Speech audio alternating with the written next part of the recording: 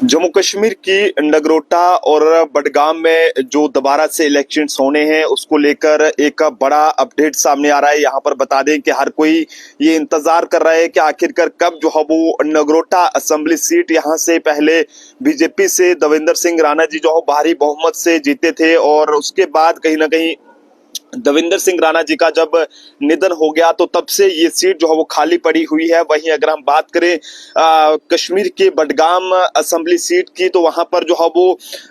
उमर अब्दुल्ला जो कि इस समय सीएम है, उन्होंने जो है वो बडगाम और गांदरबल सीट से जो है वो इलेक्शंस लड़ा था, लेकिन उसमें दोनों सीटों पर उन्होंने जीत हासिल की थी। लेकिन उसके बाद सीएम उमर अब्दुल्ला ने जो है वो सिर्फ एक ही सीट को रखा था गांदरबल को, जबकि बडगाम वाली सीट को जो है वो उन्होंने छोड़ दिया था। तो अब हर कोई ये इंतजार कर रहा है कि आखिरकार इन दो सीटों पर इलेक्शन कब होंगे। तो आपको बताते चलें कि इलेक्शन कमीशन ऑफ इंडिया द्वारा एक बड़ा ऐलान जो है वो इन दो सीटों को लेकर किया गया है। लेकिन सबसे पहले अगर हम बात करेंगे तो जम्मू कश्मीर में अब्दुल्ला खानदान की तीसरी पीढ़ी सालों से सियासी मैदान में अपनी पकड़ बनाए हुए है। लेकिन इसी बीच अब अड़कलें ये लगाई जा रही हैं कि इस बीच जो है वो अब कहीं ना कहीं इस खानदान की जो चौथी पीढ़ी है यानी कि सीएम उमर अब्दुल्ला के जो बड़े बेटे हैं जमीर अब्दुल्ला, वो भी सियासी मैदान में उतर सकते हैं और वो भी इन दो सीटों में से किसी एक सीट से जो इलेक्शन है वो जो है वो कंटेस्ट कर सकते हैं। बता दें कि 2024 में हुए जम्मू कश्मीर में असेंबली इलेक्शंस में सीएम उमर अब्दुल्ला ने बडगाम और गांदरबल दो सीटों पर जो है वो चुनाव लड़ा था, जीत हासिल की थी और उसके बाद उन्होंने बडगाम सीट को छोड़ दिया था। और ये कहें कि तब से बडगाम सीट जो है वो खाली पड़ी है, लेकिन इस सीट पर फिर से इलेक्शन जो है वो लड़ा जाएगा, जिसके लिए नेशनल कॉन्फ्रेंस से जो सीएम उमर अब्दुल्ला के जो बेटे हैं जमीर अब्दुल्ला को ये कहें कि क्या वहां पर एमएलए के कैंडिडेट्स के तौर पर जो है वो खड़ा करने की जो अड़कलें हैं वो लगाई जा रही हैं। वहीं अगर नगरोटा सीट से बात करें तो बीजेपी के जो नेता देवेंद्र सिंह राणा है उनके निधन के बाद जम्मू की नगरोटा जो असेंबली सीट है वो भी खाली हो गई है और इसलिए इन दिनों सीटों पर फिर से चुनाव जो है वो लड़े जाएंगे। और कयास ये लगाए जा रहे हैं कि ये जो चुनाव है वो दिल्ली में जो इलेक्शंस होंगे असेंबली के वहां पर उनके साथ ही जो है वो यहाँ पर कराए जा सकते हैं, यानी कि मार्च अप्रैल में जम्मू कश्मीर की इन दो खाली पड़ी सीटों पर इलेक्शन जो है वो हो सकते हैं। अब देखना ये होगा कि सरकार इन सीटों को लेकर जो है वो क्या फैसला करती है। लेकिन आप लोग जो है वो अपने अपने सुझाव इसमें जरूर साझा करें। जिस तरह से नगरोटा एक बहुत बड़ी सीट है, यहाँ पर जब देवेंद्र सिंह राणा जी नेशनल कॉन्फ्रेंस में थे तो उस टाइम में नेशनल कॉन्फ्रेंस का एक जो जबरदस्त गढ़ था वो वहां पर माना जाता था। लेकिन उसके बाद जब उन्होंने बीजेपी की तरफ से इलेक्शन लड़ा तो कहीं ना कहीं बता दें कि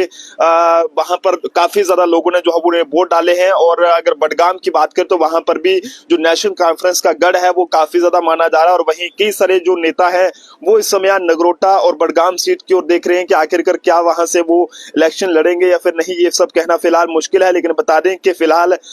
जो जानकारी हम तक पहुंच रही है नगरोटा और बडगाम में बाई इलेक्शंस को लेकर, तो इसमें ये कहा जा रहा है कि इसमें जो इलेक्शंस हैं वो जो है वो कहीं ना कहीं मार्च अप्रैल तक जो है वो होने की संभावना है, क्योंकि अभी फिलहाल कश्मीर के अंदर भी मौसम खराब है और फरवरी महीने तक कश्मीर में बर्फबारी जो है वो जारी रहेगी। तो इसी के चलते अब फिलहाल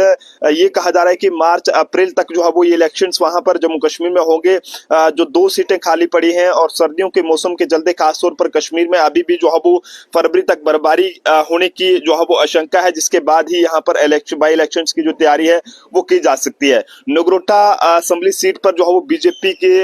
ये कहें कि स्वर्गीय बीजेपी नेता देवेंद्र सिंह राणा लगातार वहां से जो है वो दो बार वहां से एमएलए रहे हैं और ऐसे में लेकिन उनके निधन के बाद ये सीट जो है वो खाली चल रही है। और इस तरह बडगाम और गांदरबल असेंबली सीट से जो सीएम उमर अब्दुल्ला है उन्होंने चुनाव लड़ा था, जिसमें दोनों में ही जीत मिलने के बाद उन्होंने बडगाम सीट को छोड़ दिया था। लेकिन ऐसे में बडगाम सीट भी जो है वो नेशनल कॉन्फ्रेंस का गढ़ मानी जा रही है। लेकिन अगर हम बात करें बाई इलेक्शंस के दौरान कैसे सियासी वहां पर जो है वो सियासत वहां पर देखने को मिलेगी ये सब कहना फिलहाल मुश्किल है। लेकिन नगरोटा सीट पर स्वर्गीय देवेंद्र सिंह राणा की बेटी दिव्यानी राणा की बात करें तो वो भी इलेक्शंस लड़ने की चर्चा में है। और बीजेपी के ये कहें कि बीजेपी द्वारा जो है वो उन्हें पिछले दिनों जो है वो भारतीय जनता युवा मोर्चा का वाइस प्रेसिडेंट भी जो है वो बनाया गया। और अब देखने वाली बात है कि वो पिछले कुछ समय से इस तरह से लगातार नगरोटा असेंबली सीट के जो अलग अलग इलाके हैं वहां पर जो बड़े पैमाने पर लोगों के साथ मिल रही है और ये सीट बीजेपी के खाते में थी। लेकिन इससे पहले जब दविंदर सिंह राणा जो है वो नेशनल कॉन्फ्रेंस में